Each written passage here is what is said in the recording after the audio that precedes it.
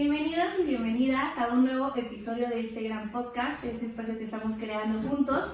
Este episodio es muy especial, es un episodio que estoy segura va a llegar a muchos corazones porque es una historia única en cuanto a varios aspectos, en cuanto a lo que vive un papá, en cuanto a lo que vive una pareja, en cuanto a lo que vive una familia, respecto a la relación con una persona que se tiene con una persona con discapacidad. Entonces va a estar interesante. Para eso tengo el día de hoy a dos grandes invitados, el señor Alejandro y la señora Graciela. Hola, buenos días, mi nombre es Alejandro,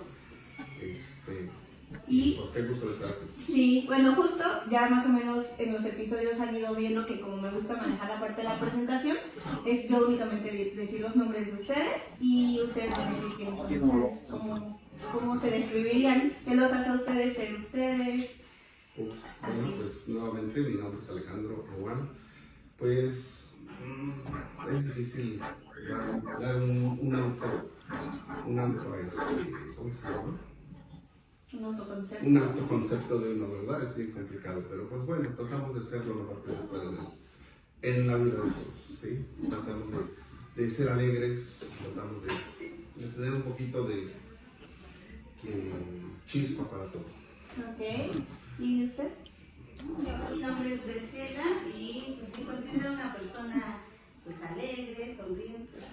Ok, como que coinciden en eso de los dos. Por ahí entonces fue que empezó a surgir, digamos, esta historia que vamos a ir contando. Más o menos. Ahorita nos vamos a adentrar. Justo para adentrarnos, me gustaría que empezáramos por el punto de la vida en el que ustedes se conocieron como pareja. Bueno, como personas que empezaron a convivir y que surgió el que se enamoraran y se convirtieran en una pareja. Bueno, pues nosotros, como todos, ¿verdad?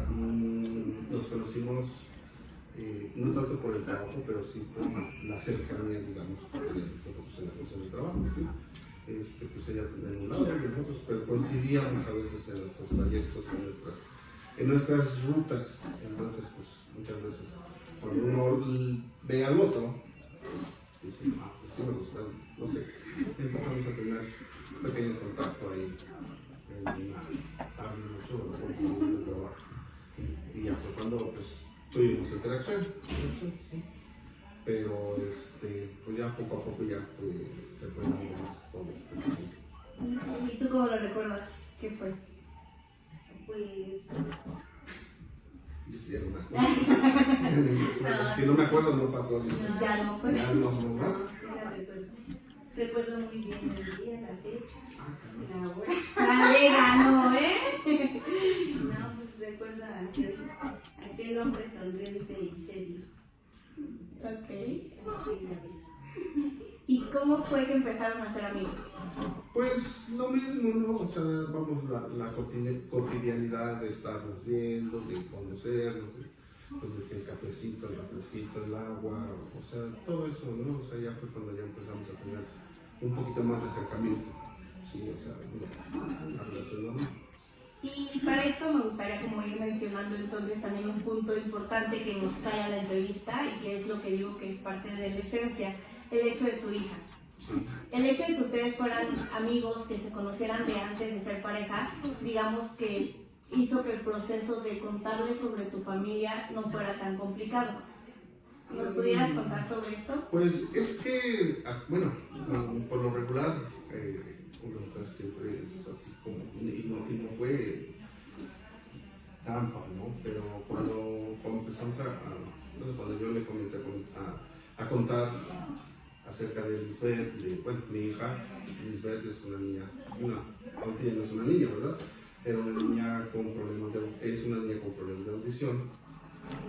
Pues ahí empezamos a tener un poquito más de interacción, ¿no? Porque pues ya me empezaba a preguntar qué es lo que, el proceso, cómo se maneja, toda la situación de las cosas, de cómo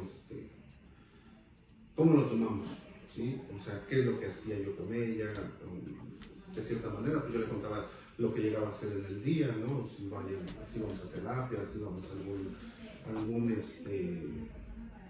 alguna actividad o algún evento, alguna actividad para que pudiéramos tener un poquito más de interacción, vamos. Ese era, entre comillas, el punto de nuestra plática. Okay, como que los empezó a unir más este Sí, tema. claro. Sí, o sea, ya empezó ahí a meterse más a la vida, tanto de mí, de mi hijo, de mí. ¿Y a ti qué sientes que fue lo que te movió como para, no sé, o sea, a diferencia de con cualquier otro amigo, qué te movió a acercarte y a relacionarte más con él? Y ya cuando conociste y supiste de su historia, de su familia, a involucrarte o quererte y aceptar también tú involucrarte en la familia y en la dinámica. Pues es que es algo nuevo que la verdad nunca imaginas conocer a alguien así, o sea, nunca imaginas, bueno, más que nada conocer a las personas sordas. Yo en mi vida había imaginado, ¿no? Pero ya con el tiempo va uno aprendiendo cosas nuevas y creo que es lo más, ahora sí que lo más bonito y lo más relevante, que vaya uno aprendiendo cosas. Eso fue lo que pues más me motivó. ¿Recuerdas cuando la conociste a Lisbeth? Sí, sí me acuerdo. ¿Cómo fue ese día? No, fue un día así como que sí, me hubiera conocido de mucho tiempo. Me vio y corrió y me abrazó y así fue un abrazo, ¿no? Que duro. Pero, o sea, yo sentía, tanto ella como yo, que ya nos habíamos conocido como de años. Pero no. ¿Y tú no sabías hablar lengua de señas ni nada de esto? Nada. ¿Y cómo fue que te buscaste comunicar en un inicio con ella? Bueno, en un inicio, pues, por medio de mi papá, porque él fue el que nos enseñó. Sí, al final de cuentas, pues yo tenía que estar yendo a clases, porque pues la niña relativamente convivía más conmigo, ¿verdad? O sea, estábamos, entonces, ya cuando empezamos a formar parte ya de una familia, pues fue cuando ya empezamos a tener más como que esa enseñanza, ¿no? Porque al final de cuentas, los trabajos nunca nos dejaron como que ser las cosas en conjunto. O sea, ella agarraba, se iba a un lado y yo por otro lado. O sea, por ejemplo, bueno, yo tenía que tomar las clases, ¿sí? Y yo ya se las compartía yo a ellos, a todos. Y esto de las clases nos ayuda como para poder regresar, digamos, a cuando era pequeña Lisbeth.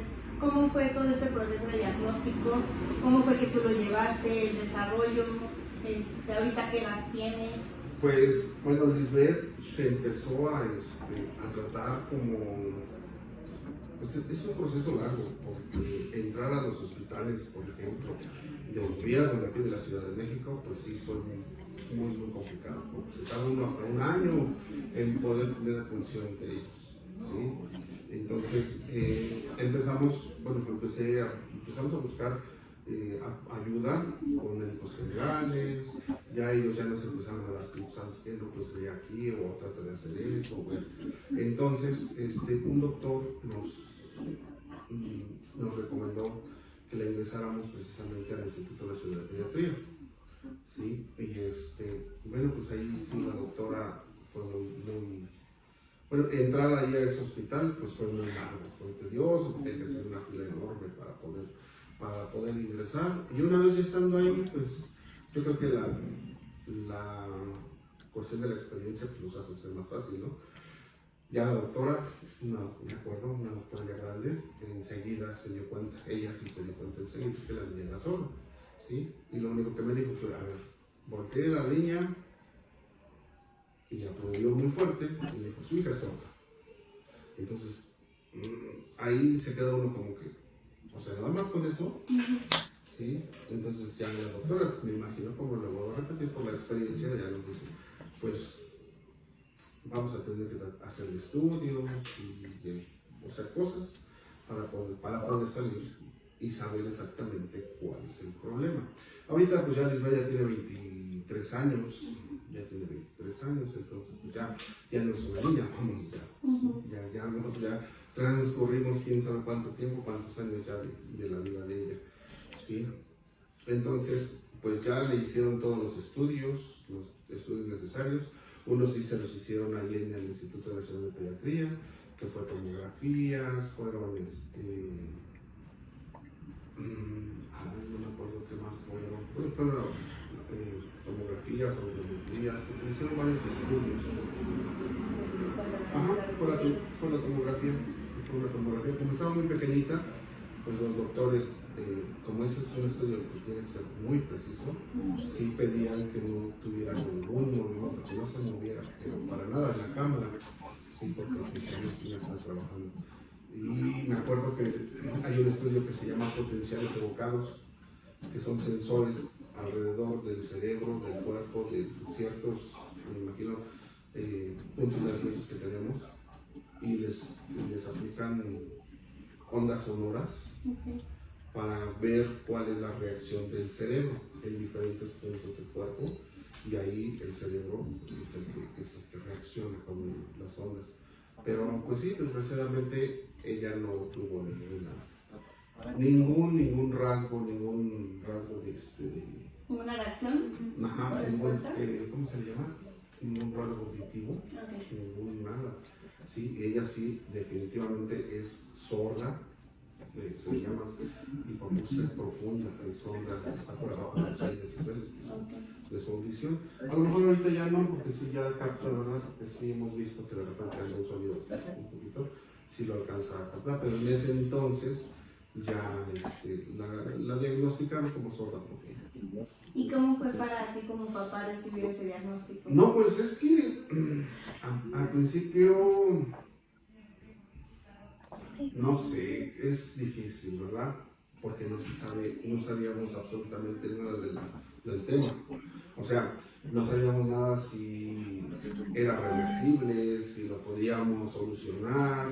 O sea, no sabíamos absolutamente nada, ¿sí? Entonces, pues, más que nada, yo me acuerdo, que sí lo tomé con un poquito de tristeza, pero con mucha tranquilidad. Porque sí había formas, y cuando empezamos a ir a las terapias de foniatría, ¿sí? Pues sí nos decían bien en punto, a ver, ¿usted qué quiere? ¿Que su hija se comunique o que su hija entienda? ¿Sí? Porque son dos cosas muy diferentes. ¿Y cuál le explicaron que sería esa diferencia? Pues es que las dos tienen su pro y las dos tienen su contra, ¿sí? La cuestión, por ejemplo, de poder hacer que una persona sorda tenga oralización, es un proceso muy largo.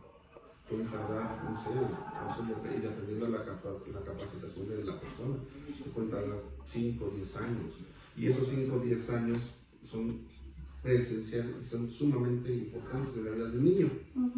Entonces, a mí me comentaron, ¿sabes qué? Bueno, si empezamos con el lenguaje, pues ellos ya se van a empezar a comunicar y van a empezar a saber cuál es el punto del mundo, ¿sí? Entonces, pues al final de cuentas, decidí que empezáramos a trabajar con el lenguaje de señas.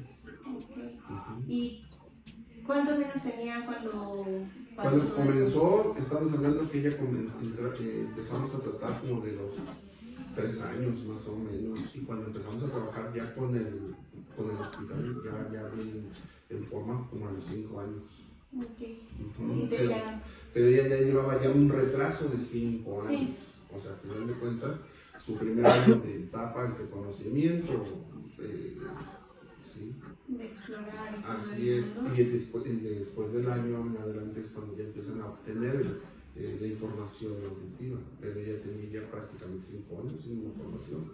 Y si yo hubiera decidido hacerla que oralizara, pues se iba a tardar muchísimo más.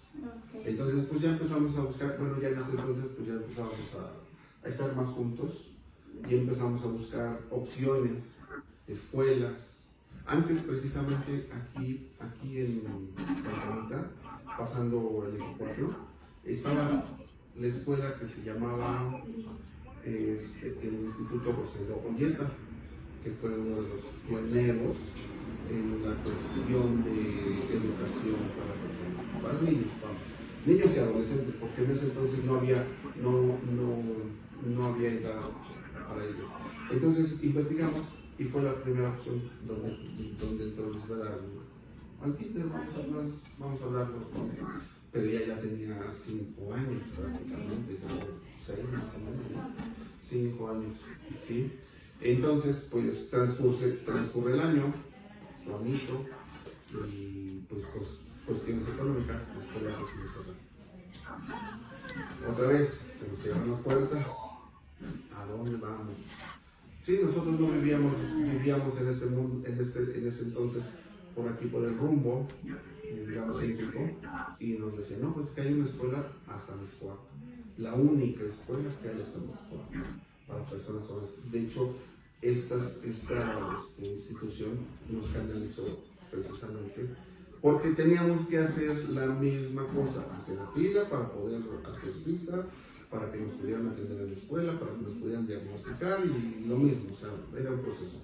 Pero la escuela ya ya tenía su expediente y nos dijo, ustedes no se preocupen, si ustedes quieren, yo los canalizo directamente y automáticamente pasan a esa escuela. Y sí, fue lo que pasó, ya fuimos a conocer la escuela. Ese día me acuerdo que llego y me dice la directora, ¿cómo está, señor Alejandro? Muy bien. Qué bueno que ya más o menos tenemos una idea de quiénes son ustedes, porque entre el director y la directora pues ya nos dimos información. ¿Sí? Qué bueno. ¿Qué le parece la escuela? ¿No? Pues la escuela era grande, sí estaba grande, ¿no? Y de repente me dice, ¿y qué tal está? ¿Cómo se le hizo de lejos? Dije, no, pues está lejísimos, director. Y le digo, nosotros viviendo en la parte del centro de la ciudad. Dice, ¿se le hizo lejos, señor? Sí, venga. Ya nos presenta con otra mamá. Y le presento a la mamá, ella tiene, y sí me acuerdo de ese día muy bien. Ella es mamá de las 2 gemelas. Ah, sí, señora, mucho gusto. ¿Y a usted cómo se le hace en la escuela? No, pues ella ya llevaba varios años en la escuela. Bueno, como 2 más. ¿No? 2 más. ¿Y sabe de dónde viene? Dígale de dónde viene, señora. No, pues yo vengo. Me dice, ¿y usted a qué horas sale de su casa? Nosotros tenemos que salir como a las 6:30, cuarto para las 7, para llegar a la escuela junto a las 8. Dice la señora, ¿y usted a qué hora sale de su casa, señora? Me dice a mí, no, pues yo vengo saliendo como 3:50, a las 4 de la mañana de mi casa. Y nosotros, ¿qué? O sea, sí, dice, yo vengo hasta casi Río Frío y tenemos que tomar un pecero, las niñas vienen durmiendo, toman su pecero que nos deja aquí, luego el metro, ¿no? O sea, le dije no, o sea, en definitivo, quien quiere a sus hijos va a hacer lo imposible por tenerlo. Y déjenme decirle que sí, ahorita las chicas ya tienen una carrera universitaria. ¿Sí? Digo, bueno, en el caso de Lisbeth, pues ahorita se nos quedó hasta la preparatoria, pero ha sido un recorrido bien difícil en la cuestión educativa. No, y que es muy valioso eso que menciona de las distancias, porque también nos da pie a que como sociedad visualicemos eso. O sea, luego pensamos que por estar en Ciudad de México, por ejemplo, tenemos accesible todas las instituciones o los servicios, y aunque sea Ciudad de México, justo hay personas que hacen trayectos de 2-3 horas. No pensemos o pensemos incluso en los de otros estados que están, por ejemplo, no sé, en sierras y no tienen ese acceso o esos centros que pueden recibir ese tipo de atención. Entonces abre la puerta también a que podamos ver el tipo de oportunidades o la falta de oportunidades que hay para que las personas con este tipo de discapacidad al menos reciban algún tipo de preparación. Pues desgraciadamente, y digo, ya son casi más de 15 años, 20 años, y no ha evolucionado la cuestión. Sigue siendo la única escuela, ¿sí?, que tiene acceso a niños sordos para su educación primordial. O sea, ahí en esa escuela, de verdad, aparte de que les dan la educación, digamos, primordial, les abren el mundo, les enseñan a conocer el mundo, porque ellos mismos les dan sus terapias, o sea, trabajan completamente con ellos. Y es hasta ahorita. El gobierno, vamos, sí ha abierto ciertas escuelas, pero no tienen la misma atención. Aquí desafortunadamente, y lo vemos, pues es una burbujita, porque ellos se sienten completamente aceptados y pues ciertamente es una escuela exclusivamente para sordos. Entonces se sienten muy tranquilos, a diferencia de una escuela inclusiva, donde si me ponen atención, qué bien. Sí, si no, pues si aprendo, pues qué bueno. Ahí me ponen una calificación X, nada más. ¿Sí? Y aquí conocimos a mucha gente, o sea, de verdad era, y hasta eso fue una sola persona que yo creo que su trayecto era como de 30 minutos, la más cercana a la escuela.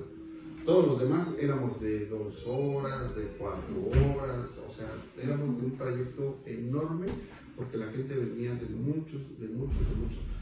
Venían de Pachuca, venía una persona de Pachuca. El señor trabajaba aquí en la Ciudad de México, venía de Pachuca, dejaba a las 6 de la mañana a su hijo. La ventaja es que la escuela le abría las puertas, se acostaba en un sillón del niño hasta que abrían las puertas de la escuela. ¿Sí? O sea, era tan grande la necesidad que tenemos que hacer eso. Sí, que justo es eso, que veamos también como no hay todavía muchas oportunidades en muchos lugares y hace falta que llevemos todo esto a ese tipo de lugares y que bueno, con el internet es algo que se nos ha posibilitado un poco más, ¿no? Y un poco porque pues sabemos que hay zonas en las que aún con el internet todavía es difícil todo eso de información. Y más que nada la cuestión del lenguaje de señas, pues aunque haya, es muy básico. O sea, en las redes sociales hay muy pocas cosas, definitivamente. Y otra de las cuestiones, ¿verdad? Que como que no les llama la atención a la gente. Una persona común y corriente puede aprender inglés, puede aprender náhuatl, y más, si quiere puede tomar su, no sé, licenciatura en totonaque, pero jamás el lenguaje de señas. No, y aparte algo que me parece también importante mencionar, que grabé un episodio con un hijo oyente de padres sordos, que me decía que, por ejemplo, puede que creadores de contenido demos por hecho de que, si subimos una entrevista a YouTube, nos va a poner los subtítulos, y que con eso una persona sorda va a poder acceder al contenido, y que la verdad es que no, que también me decía que varía un poco el lenguaje incluso, o en palabras, no sé, bien, ahí sí ya no me metería en bien qué es en lo que varía, pero sí me decía que variaba un poco el propio español de la lengua de señas mexicanas. Es que es muy difícil porque, por ejemplo, la gente grande, oye, los jóvenes pues ya aprendieron a leer, pero la gente grande era analfabeta. Entonces, aunque le pongan los subtítulos, definitivamente no van a saber leer, no saben leer ni escribir. Esa es una de las cuestiones. Otra de las cosas es que la gramática en la escritura para un sordo es como un inglés, el verbo va primero, después el sustantivo, o sea, no lleva una congruencia como tal. Por eso es que tampoco, aunque estén los subtítulos, ellos captan nada más, por ejemplo, la palabra clave y ya más o menos se dan una idea de lo que están hablando, pero si fuera de eso, no hay mucho. O sea, es todo un mundo complejo también. No, es una complicación sí, porque su gramática de ellos es muy difícil. Si ellos pueden empezar a hablar de atrás para adelante o de medio para adelante, y quien sabe o quien ya tiene conocimiento de ello, capta el concepto. Si no, se queda uno como, ¿qué me estás diciendo? O sea, en definitivo, ¿sí? También me decían algo de la oralización, ¿no? O sea, el lenguaje facial, el que utilizáramos bien la boca gesticular, podía ayudar también a que nos diéramos a entender las personas que no sabemos lengua de señas mexicana. Pero pues también es... Sí, o sea, lo que hablaba yo primero, oralizar a una persona sorda, pues al final de cuentas, es desde 0 años, o sea, prácticamente desde que empieza a tener conocimiento de para qué sirve la boca en realidad, ¿sí? Y hasta como a los 7, 8 años ya tienen ellos un control de la oralización. Ellos ya pueden aprender a leer los labios un poco más. Y vamos, entre comillas, porque al final de cuentas, pues todo lo que tenemos en la mente es a base del sonido. Sí. Sí, es todo un tema muy complejo que justo me llama la atención y que agradezco que nos puedan explicar, más que nada ustedes de su vivencia con su hija, porque es como lo viven día a día, más allá del término médico, psicológico y terapias, etcétera, el cómo lo viven en su día a día. Y también por eso me interesaba que fuera la entrevista en pareja, porque quiero mencionar o hacer como el énfasis en que justo biológicamente Lisbeth no es tu hija, pero la adoptaste como si fuera tu hija. Entonces, ahora me gustaría irnos hacia ese lado de la historia. ¿Cómo fue ese proceso? Dices que cuando se conocieron fue como si ya se hubieran conocido de años. Pero todo lo que te está contando ahorita, o bueno, que está contando ahorita, recordar tú todo ese proceso, el sí tener que también aprender lengua de señas, aprender a comunicarte, y el que finalmente la adoptaras como una hija, ¿llevó para ti algún cuestionamiento, algún de, ay, no sé, alguna duda? ¿Qué pasaba por tu mente cuando te planteó la idea de ser pareja, de formar una familia? Pues al principio pues fue como un poco de miedo, porque no conocemos y no sabemos más allá de lo que es, o sea, simplemente conocer a las personas oyentes y hasta ahí. Pero uno va conociendo y sí, la verdad al principio fue un poquito de miedo, pero no, después no, me fue como agradando la idea de aprender cosas nuevas, porque son cosas nuevas para uno, y empezar a conocer cuál es la, ¿cómo se puede decir? ¿Cómo es la,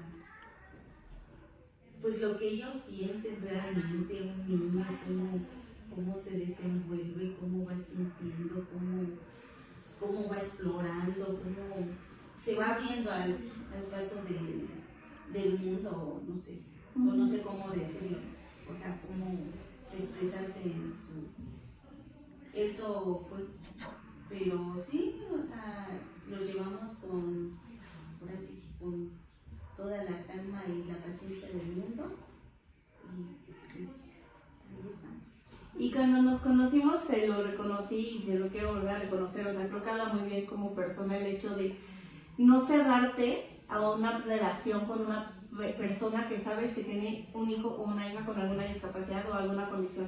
Que creo que es mucho ese miedo al desconocimiento, lo que puede hacer que mucha gente se cierre o que justo hace que mucha gente les pongamos barreras a las personas a que formen parte de la sociedad a la que ya pertenecen. Entonces y me gusta su historia por eso, porque es como esa apertura a, pese a las barreras, pese al miedo, enfrentarlo y buscar sacar lo mejor de ello. Y también por eso es que quisiera saber ustedes que nos contaran qué desafíos recuerdan a lo largo de la historia de adaptarse como familia, como pareja, qué recuerdan que fue lo más desafiante y sobre todo cómo fue que lograron ese proceso de adaptación. Pues sí hay un problema, porque bueno, lo que llegamos a ver muchas de las veces, como lo acabo de decir, ¿no? No tenerle miedo a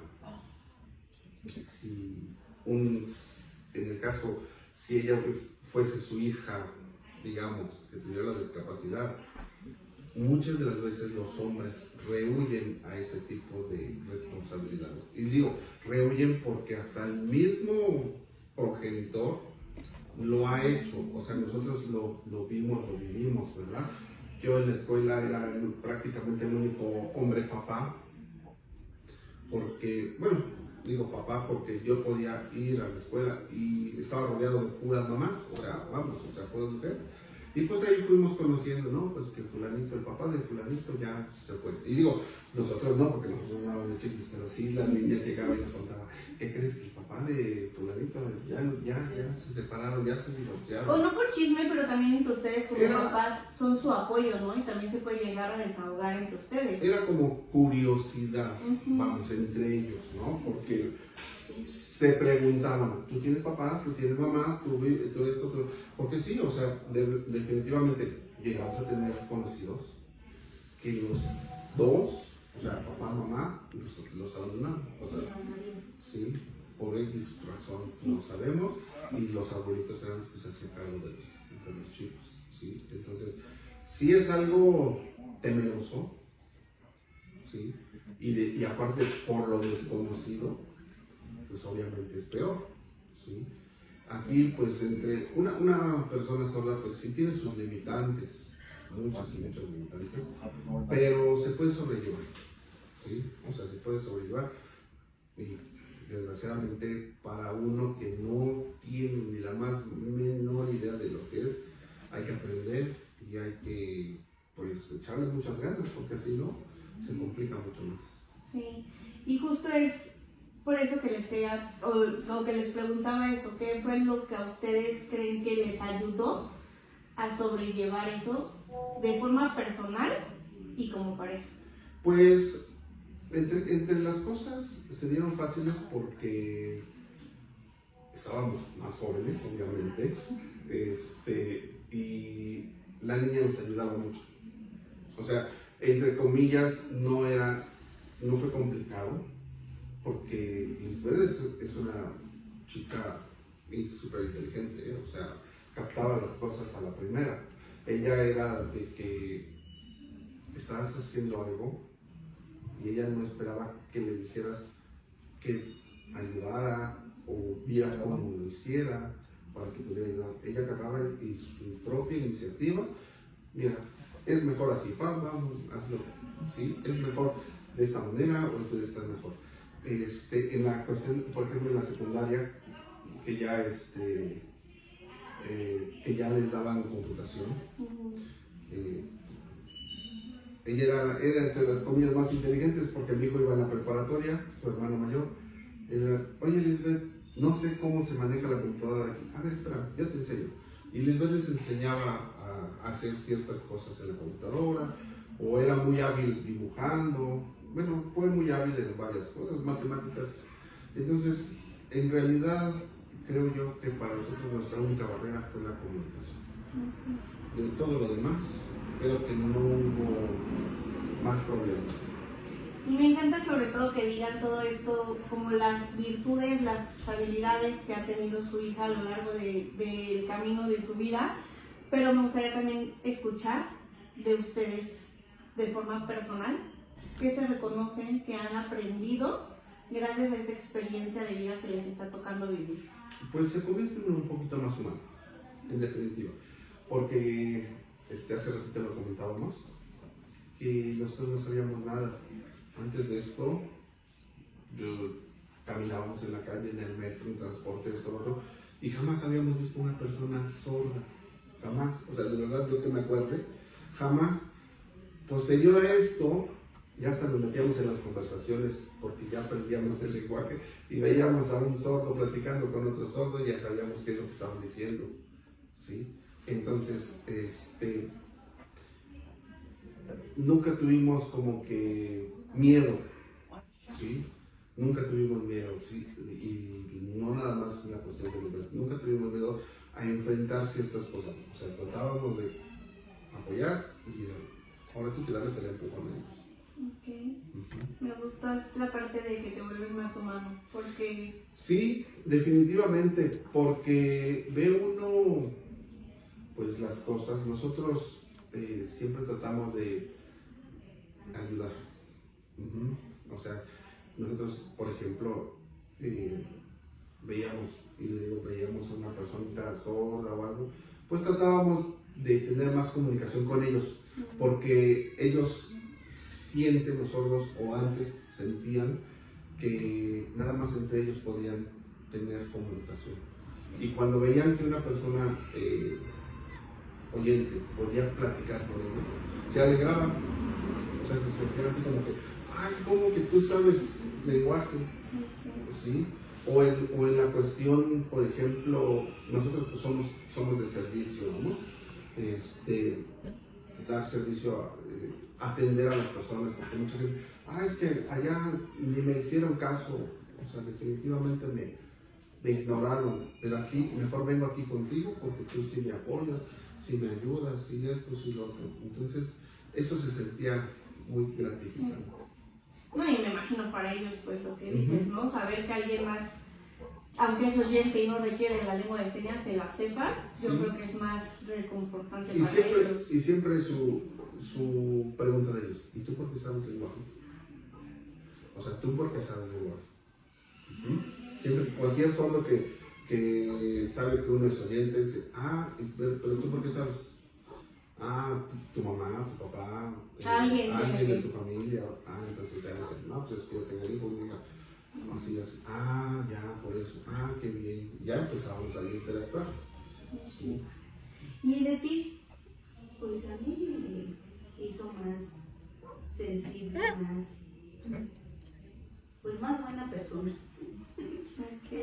Aparte de lo que soy, más buena persona, porque sí, la verdad sí, discriminan mucho a la gente, Sí. la hacen a un lado, no les dan No les da la atención. la atención que uno debe. Sí. Y ahora sí que lo vivimos en carne propia. Tanto adultos como niños, Sí. O sea, y digo tanto, y vamos hablando tanto de la sociedad como también de la familia, sí, en definitiva. Nos veíamos y había mucha gente, cuando nos veníamos juntos con varias compañeras, vete, ponle, ya no le hables, ya no hables, ya, casi diciendo que no se den cuenta las demás gente que eres sorda. Vamos, porque un sordo solamente se distingue Por la lengua de por señas. las manos, Sí. o sea, definitivo, ¿sí? Entonces, sí decía uno como que, qué gachos, ¿no? Entonces, pues nosotros siempre éramos de los que en transporte público, en la calle, a donde quiera, pues estábamos en comunicación con ellos, o sea, en definitiva. Cuando le comenzamos, hubo ahí, que fuimos que le compramos el primer auxiliar. A mí sí me dio alegría cuando, en este caso, la doctora me dijo, no, con su hija va a hablar.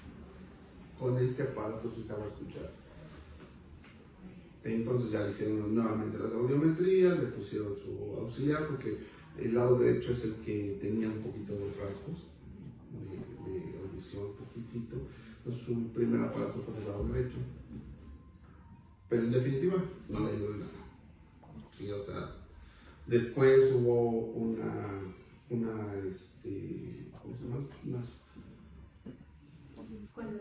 Cuando les donaron, les dieron sus aparatos ya de mejor calidad, porque vamos, aparatos son carísimos. ¿Aprox como en cuánto andarán? Pues, para que funcionen, arriba de los 20,000 pesos, cada uno. Cada uno. Y eso hablando de las marcas más Económicas, pero que funcionen. Y de ahí ya vienen marcas buenas que van hasta los 60, 80,000 pesos cada ¿Y uno. tienen alguna duración estos aparatos? Sí, por lo ¿Cuánto? menos un año hay que hacerle servicios. Ok. Cada año, por lo regular, cada año. Y no se diga el gasto de las pilas, porque son con pila. ¿Y cada cuánto? Pues yo se creo que cambian una pila le duraba 2 días.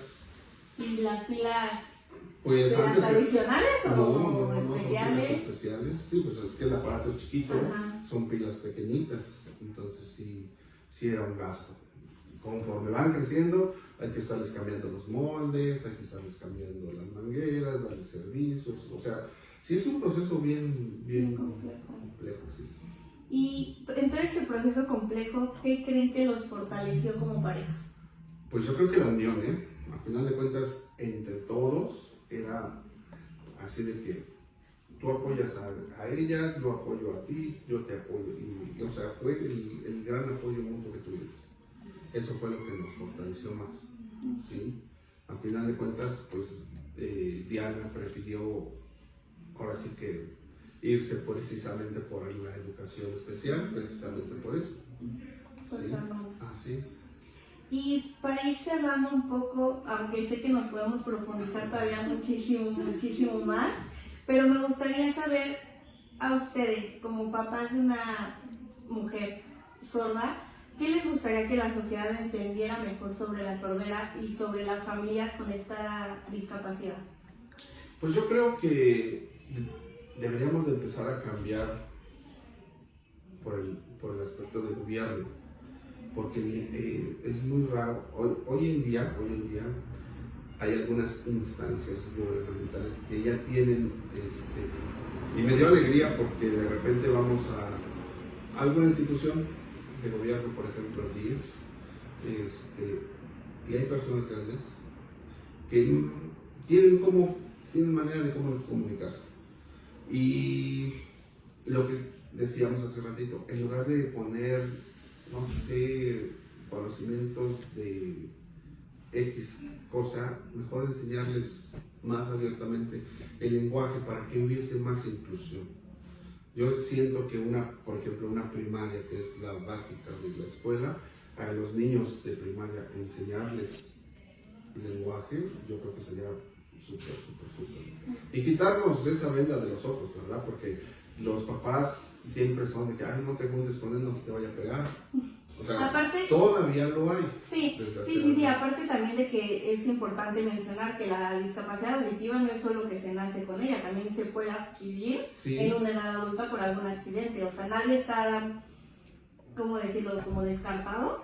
Pero es muy diferente, o sea, al final de cuentas es muy diferente, porque cuando ya lo adquiere de una edad ya, digamos, vamos a hablar 20 años, ya tenemos todo prácticamente mayor el 90% del conocimiento, que un niño que nace por sordera. Bueno, sí, justo, porque entonces ya si es adquirida, pues ya sabes, o se espera, ya sabes leer, sabes escribir, encuentras otra forma de comunicar. El fonema de cada cosa, de cada sonido, es lo que nos hace ver. Yo, por ejemplo, si yo me puse los audífonos y la veo, más o menos conozco lo que me está diciendo. ¿Sí? Pero si una persona sorda no tiene ese conocimiento, pues definitivamente ¿para qué te le abro la boca si no te lo sabes? No lo vas a ver. Así es. Y eso es interesante, fíjese que lo aclaremos también ese punto de cómo, aunque puede ser una discapacidad que se llegue a adquirir, no es que sea igual el impacto que llega a tener ni en la vida de la persona ni en la vida de la familia. Así es. ¿Y a usted qué le gustaría que la sociedad supiera? Ay, pues que la gente no sea tan grosera, ¿no? Por ejemplo, en el metro, que los policías no sean son muy groseros. Sí, son de lo peor. Ellos, por ejemplo, en la cuestión, perdona que te interrumpa, viendo eso, ellos creen que la fecha de caducidad de un documento es la fecha de caducidad de la discapacidad. Desgraciadamente. Que es como de los mitos, de que se va a curar. O por el aparato auditivo ya va a escuchar. Pero a final de cuentas, un documento que dice discapacidad permanente, eso es lo que yo no entiendo. Si dice discapacidad permanente, yo no sé para qué ponen una fecha de inicio y una fecha de final. O sea, ¿cuesta tener esa tarjeta? No. No. En definitiva, económicamente no cuesta. No cuesta. Es gratuito todo este tipo de. Sí. Pero entonces también lo que decían los policías, llegan a ser groseros en el trato. Muy groseros. Sí, nos hemos peleado con los policías por la cuestión. Pienso que todas las personas tienen derecho. Y más la gente con discapacidad. Porque tanto como van en una silla de ruedas, como el que es ¿cómo se llama? El que no puede ver. El ciego. Sí.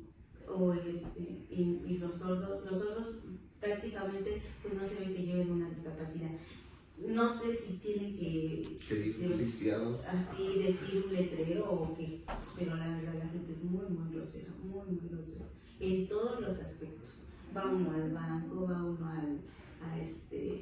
a todos los servicios públicos, empezando por un doctor, porque yo me he tocado, precisamente hoy vengo del doctor y yo vi a una persona sorda que le decían, y entonces y me sorprende porque ahí son bien amables. Yo me acerqué y le pregunté qué es lo que necesitaba. Claro que ella dice que solamente entiende conmigo, porque no sabe lengua de señas. Entonces yo le dije, bueno, necesita una consulta o qué necesita hacer. Que también bien complejo ahí la comunicación. Es que lo que le decía hace ratito, que las personas adultas, las personas grandes, no tenían, no sé si no era acceso o definitivamente se cerraron ellos, porque algunos si no saben ni lengua de señas, ni escribir, ni leer los labios, en definitiva. Mucha de la gente sí todavía lo maneja. Vamos, estando en tu casa, pues yo creo que es muy fácil, pero ya estando fuera del entorno ya es muy difícil. Y como para cerrar, como sociedad, lo que dice el entorno, personas externas a alguien con discapacidad auditiva, con sordera, ¿cómo pudiéramos ser de apoyo si no sabemos lengua de señas mexicanas? No sé, en el día a día o incluso en una situación de emergencia, porque cuando escucho o hablamos de discapacidad auditiva pienso mucho con la alerta sísmica. Pienso cómo le hace para que a ellos les avisen que pues va a haber un sismo. Ahorita, bueno, tenemos en los celulares que ya se prende la luz, ¿no? Pero aún así no todos tienen accesibilidad a un celular, etcétera, etcétera. ¿Cómo podemos ser de apoyo nosotros para este tipo de discapacidad? Pues muchos, bueno, vamos, en una emergencia, pues yo creo que como todos, ¿no? El momento nos lo dice todo, ¿verdad? Nos ponemos nerviosos y todo. Pero para poder apoyarlo, pues yo creo que primero sería cuestión de preguntarle si sabe leer, ¿sí? Y comunicarse vía escrita. ¿Cómo se le puede preguntar a alguien si sabe leer? Pues, o sea, vamos, la mímica Okay. es uno de los puntos más fáciles. Como decimos, si sabes escribir, o sea, hay ciertos puntos, ¿no? Hay en la lengua de señas, hay ciertas señas que son las mismas, tanto para un sordo como para una persona oyente. Entonces ellos saben, uno les dice, ¿tú sabes escribir? Obviamente, pues que sí. ¿Y sabes leer? Pues que sí. O sea, hay ciertas cosas, ¿sí? Simples. Como el hola y el adiós, es lo mismo. Pero para ellos no. Un hola y un adiós es muy diferente. O un adiós, como comúnmente. Pero el hola, pues se hace de diferente manera. Entonces digamos que podríamos llegar, ¿cómo le dice a la mano? ¿Así? Hola. O sea, podríamos llegar diciendo hola, que Hola. sabe, y ya con mímica sabes escribir, Ajá. y ya de ahí, pues a ver si podemos ser de apoyo o no podemos ser de es. apoyo, ¿no? Sí, buscar Como palabras simples, definitivo. O sea, el sordo que sabe leer, sabe escribir, hay que utilizar palabras más simples, lo más simple, nada de meterse con trigonometría, X, nada. Sí, o una frase para decir algo, que creo que nos reduce mucho al lenguaje, por ejemplo, también con personas con autismo. O sea, el que seamos concretos. Sí. Como creo que también como mexicanos tendemos mucho a, queremos una pregunta, la llenamos de palabras, de frases, de introducción casi de conclusión para una sola pregunta. Entonces, como quitar eso, ir al grano directo para poder entonces tener una comunicación asertiva. Se escucha chistoso y hasta mal, pero vamos, en las películas de los años 50, 60, yo creo, cuando eran Pieles Rojas, cómo era su comunicación, ¿no? O sea, y digo, sí la conocemos, ¿no? De que, hola, yo soy fulano. O sea, es prácticamente la misma comunicación que ellos tienen. O sea, ellos no son de una oración muy completa, así de que, hola, yo me llamo, no. Ellos dicen, hola, yo soy fulano. ¿Y quién? Sí, así. Exactamente. Me gusta. Y me gusta que nos quedemos de cierre con esto para que justo la sociedad no solo se quede con, ok, hay este tipo de experiencias, pero ¿cómo puedo yo, aunque no esté en mi vida, aunque no esté en mi familia, soy corresponsable de hacer perteneciente de la sociedad a las personas que tengan esta discapacidad? ¿Cómo puedo ser de apoyo? Entonces me gusta que terminemos con esto, me gusta que hayan venido a platicar, de verdad. Siempre les voy a agradecer que hayan venido a abrir su historia conmigo y con los que vayan a escuchar este episodio, porque desde que supe de ustedes pensé que era una historia muy valiosa. Y obviamente reconocerlo a usted como papá, el hecho de que haya estado para su hija, que no la haya dejado, pero también para ti que la hayas adoptado como una hija, que finalmente es como todo un doble también ahí reconocimiento, doble tema, el hecho de que tú no tenías ninguna obligación, pero decidiste hacerlo por amor a ella, por amor a tu pareja, creo que habla muchísimo de ustedes y por eso quería que su historia saliera y ponerla en el podcast. Entonces, de corazón les quiero agradecer nuevamente que hayan estado aquí con nosotros. Gracias por habernos invitado. ¿Sí? Y pues ya justo nuevamente, si me ayudan para los que vayan a escuchar el episodio, que se suscriban, invitarlos a que lo escuchen, que compartan. Pues bueno, no estamos todavía muy adentro de su canal, no sé, pero con todo gusto que lo escuchen para que puedan dar a conocer más cosas como esta. Sí, justo, y que recuerden que es muy importante que se suscriban cada que vean un episodio, porque eso nos ayuda a que veamos que sigue generando interés y sigamos abriendo este tipo de conversaciones, pero que ustedes también sean parte de ella. Si quieren dejar un mensaje a ellos, si quieren preguntar algo, que lo hagan en los comentarios, nosotros se los hacemos llegar, y que abramos el diálogo respecto a esto, que la inclusión ya deje de ser un tema del cual estemos hablando y se vuelva ya una realidad. Entonces, nuevamente suscríbanse y los esperamos en el próximo episodio y muchas gracias.